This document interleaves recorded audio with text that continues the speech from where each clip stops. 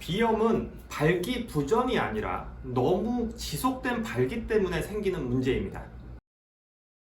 안녕하십니까. 숨길을 열어주는 이비인후과 전문의 배성호입니다. 오늘은 비염 얘기를 다시 한번 할 건데요. 비염에서의 그 중요한 코막힘 문제에 대해서 설명을 드릴 겁니다. 그 중에서도 중요한 건 코막힘에선 두 가지 문제, 비중경 망곡증과 하비갑계 비대증인데요. 오늘은 하비갑계 비대에 대한 문제를 드리는데 이게 좀 오묘한 문제가 있고 되게 좀 깊이 있는 문제가 있어서 오늘은 좀 그쪽에 대해서 이게 자꾸 왜 문제가 되는지에 대한 문제에 대한 설명을 드릴 거고요.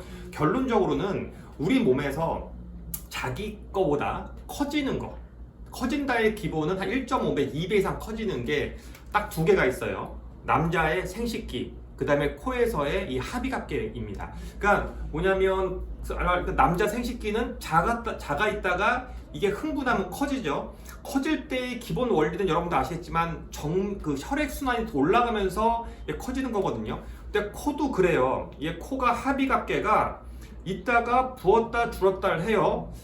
이렇게 만들어 놓은 이유가 뭐냐면 우리가 이 숨을 들이마실 때 역할 중에 하나가 뭐냐면 공기를 넣는다, 뺀다가 제일 중요한 역할이고요. 콧구멍에서는. 그 다음에는 온도와 습도의 조절을 해야 돼요. 근데 여러분 잘 보세요.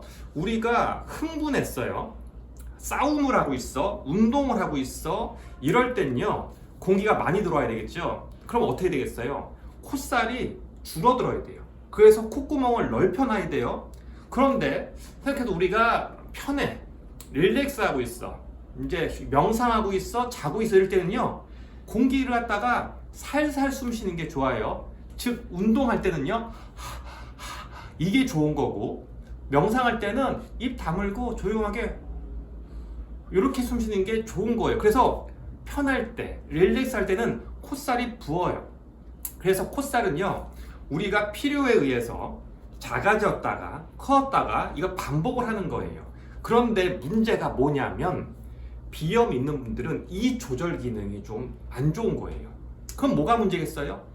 내가 릴렉스하고 있는데 붓는데 너무 많이 부어버린 거예요. 그게 언제예요? 잘 때 그래요. 비염 있으신 분들은 누워보면 알아요. 그럼 꽉 막혀버린다는 거죠. 적당히 막혀야 되는데 꽉 막아버리는 게 문제고, 먼지가 많이 들어왔어. 환절기 꽃가루 많아. 그러면 이게 또 왕창 부어버리는 게 문제야. 살짝만 부어야 되는데. 그래서 이제 문제가 뭐냐면 결론적으로는 우리 발기부전은 뭐예요? 내가 원할 때 커지지 않는 게 문제고요. 코는 뭐예요? 발기가 너무 돼 있는 거예요. 줄어들어야 되는데 줄지 않고 발기돼 있는 거. 이게 문제죠. 그래서 이제 그거에 대해서 약을 쓰기 시작하죠. 그러니까 여러분이 먹는 비염약은 뭐냐면요. 어찌 보면 코를 바보를 만드는 거예요. 그러니까 발기부전 치료제는 억지로 발기시키는 거죠. 비염약은 억지로 발기를 수축시키는 거예요. 답답하니까. 근데 문제는 뭐겠어요? 발기부전약 자주 먹으면 솔직히 좋겠냐고요. 써야 될 때만 시켜야 되는데 뭐 약을 계속 먹어. 계속 커져. 그럼 결국에는 그 기능을 상실하게 될 거거든요. 코도 문제가 그거예요. 자꾸 약을 먹어. 억지로 자꾸 줄여. 특히 뭐가 문제야? 뿌리는 약. 왜 특히 제가 한 스프레이 얘기 드렸죠. 병원에서 처방하는 약이 있고 약국에서 파는 약이 있어요. 스프레이가. 이건 일반 의약품. 저희 집에도 있는데 뿌리면 바로 가라앉아요. 그러니까 자꾸 그걸 쓰신 분들이 있는데 문제는 뭐예요? 오래 쓰면 안 된다 했죠. 왜? 억지로 발기를 억제시키는 거예요. 계속 억제. 이렇게 하다 보면 거기서 약물성 비염이라고 이게 안 되는 일이 발생하게 돼요. 그러면 나중에 수술해도 골치 아프게 되거든요. 그래서 우리가 이제 이 하비갑기라는 살이 여러분들 알아야 될 건 뭐냐면 이게 발기됐다가 줄었다가 하는 조직이구나. 이 기능이 되게 중요하구나. 이게 안 됐을 때 결국 계속 비염으로 가는구나. 결국 이게 줄이는 거는 약물로 줄이는구나. 약으로 안 되면 뭐예요? 그때 우리가 수술이 들어가는 거예요. 너무 큰 걸 억지로 줄여놓는 거죠.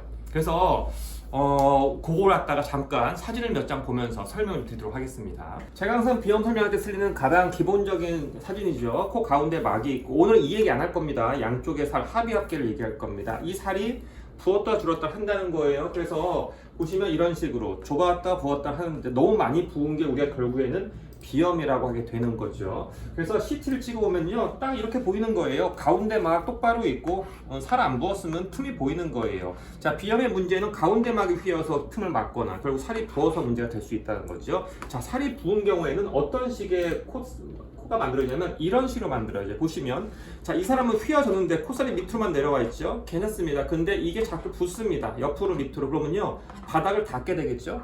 다음에 그다음에 어디로 가요? 밑에 뼈를 뚫고 내려가는 게 아니라 이게 꼬꾸라집니다. 이런 식으로 꼬꾸라져요. 그래서 코에를 갖다가 꽉 채우게 되죠. 그러니까 점점 부었다 줄었다 부었다 줄었다 점점 너무처럼 커지면서 코에 자체를 갖다가 아예 막아버리게 되는 문제가 발생하죠. 이렇게 되는 게 결국 만성 비염, 너무 오랫동안 비염을 방치한 거고, 이런 거는 약을 먹어도 실제로 잘 안 뚫리게 돼요. 그래서 우리가 코에 대해서 부은 살이 있을 때는 아까 말한 대로 여러분들이 약을 먹어서 줄이기도 하고, 그 다음에 수술이라는 거는 어떤 개념이냐면 이렇게 부어있는 살이 있을 때 여기다가 고주파 레이저가 들어가서 여기에 열을 가해서 이걸 줄여버립니다. 줄이면은 어떤 식의 모양이 되냐면 이런 식으로 줄어버리죠. 틈이 더 생기게 되죠. 그래서 우리가 코에 대해서 합의갑기 갖다가 얘기할 때 합의갑기가 어느 정도 부었는지는 사진과 내시경과 시트를 통해서 확인을 해요. 해서 이분이 약으로 조절된 정도다, 그러면은 그때는 약물 치료. 이분이 약으로 먹는 시점이 지났다, 그때는 저희가 수술적 치료를 하게 됩니다. 그래서 오늘의 요점은 뭐냐면, 비염을 유발하는 합의갑기 비대증이라는 것이 계속 하루 종일 커져 있고 하루 종일 줄어 있고가 아니라 부었다 줄었다 하는데 이 기능 자체가 점점 망가지게 될 것이다. 그거에 대해서 치료 방침은 기본적으로 먼지 피하고 운동 열심히 하고, 그 다음에 안 되면 가끔 약을 먹는데 약 먹는 기간이 자꾸 길어지는 건 좋은 건 아니실 거다. 뿌리는 약 너무 오랫동안 뿌리지 마시라. 그리고 그 순간을 넘어간 시간이 되면은 그때 할 수 없이 수술적 치료로 과도한 건 좀 줄여놓고 여기서 움직이니 좋다. 그리고 이런 살을 다 자르는 건 뭐라 했어? 옛날에도 빈코 증후군, 기능 자체를 없애는 거기 때문에 그런 거는 요즘에는 발생하지 않을 겁니다. 그래서 오늘은 합의갑기에 대한 좀 기본적인 원리 한번 설명드렸습니다. 감사합니다.